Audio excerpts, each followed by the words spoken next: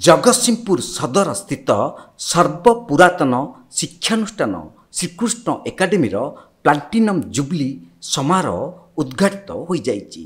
एही उद्घाटन उत्सव रे उद्घाटक भावे स्थल सेनार प्राक्तन लेफ्टिनेंट जनरल चंडी प्रसाद महांती उद्घाटन करथिले।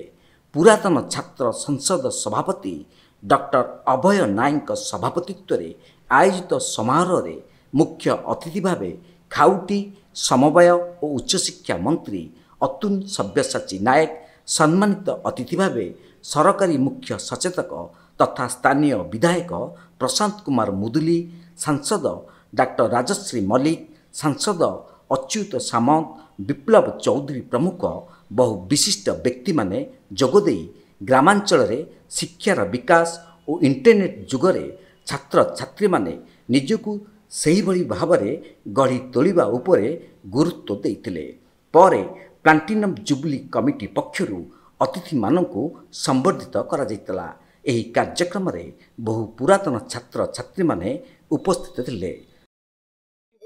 श्रीकृष्ण एकाडेमी केवल जगतसिंहपुर जिला नुहे सारा ओडिशार गोटे आदर्श शिक्षा अनुष्ठान।